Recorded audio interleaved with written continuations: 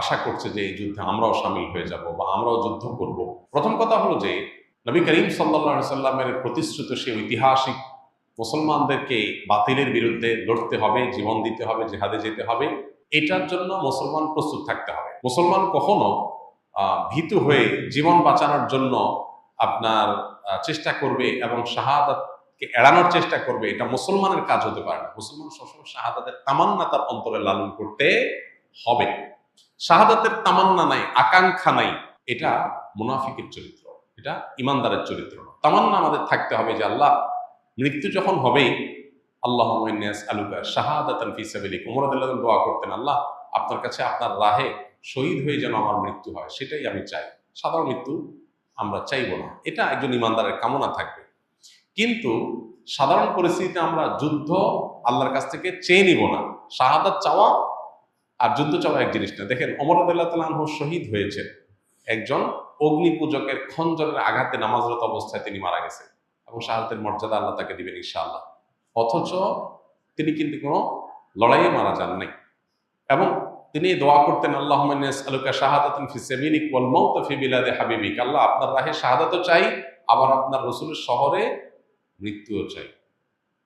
কেউ কেউ মনে করতে এটা সাংঘর্ষিক দোয়া। শাহাদাত তামান্না করলে তো জিহাদের ময়দানে যেতে হবে, এটা তো মদিনায় তো জিহাদ চলে না, জিহাদ তো বাইরে চলে। আবার চাচ্ছেন মদিনায় মরতে, দুইটা কিভাবে হয়? আল্লাহ তাআলা দুইটাই দিয়েছেন, শাহাদাতের মর্যাদাও দিয়েছেন, আবার মদিনাতে মৃত্যুও দিয়েছেন।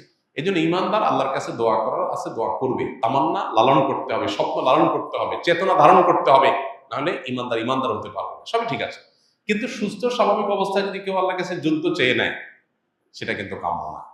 নবী সাল্লাল্লাহু আলাইহি ওয়াসাল্লাম আল্লাহর কাছে আমাদেরকে নিরাপত্তা চাইতে বলেছেন, যুদ্ধ না।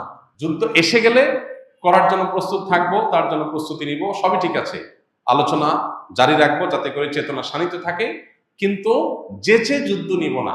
আমরা আল্লাহর কাছে আমন, আফিয়া এবং সালামা এটা প্রত্যাশা করব, এবং সেই সাথে প্রতিটা এই জাতীয় বড় ঘটনা আমাদেরকে অনেক কিছু শেখায়, সেখান থেকে আমরা শিক্ষা গ্রহণ করব।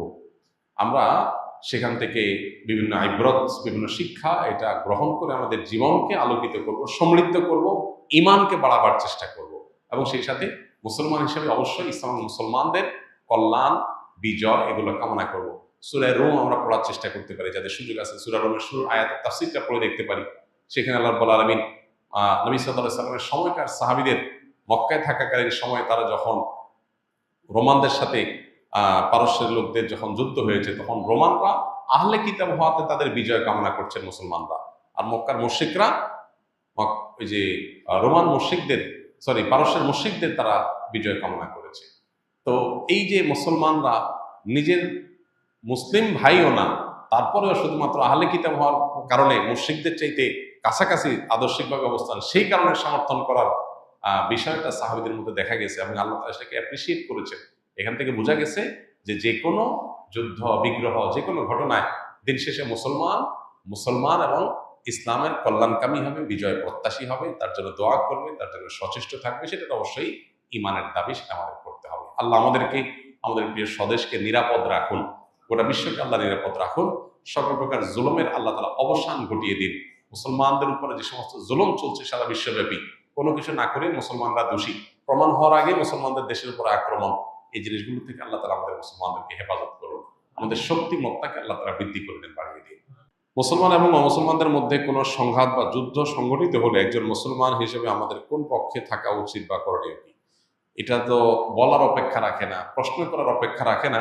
একজন মুসলিম অবশ্যই মুসলমানের পক্ষ অবলম্বন করবেন যতক্ষণ পর্যন্ত মুসলমান জুলুম না করবে। মুসলমান যদি জুলুম করে তাহলে তার পক্ষে মুসলমান থাকবে না, কিন্তু মুসলমান যদি মাজলুম হয় বা মুসলমানের উপরে যদি জুলুম করা হয়, তাহলে অবশ্যই একজন মুসলমান সেই মুসলমানের পক্ষে থাকবে না। সাধারণ অবস্থাতে একজন মুসলমান অবশ্যই মুসলমানের পক্ষে অবলম্বন করতে হবে, এটা তার ঈমানের দাবি।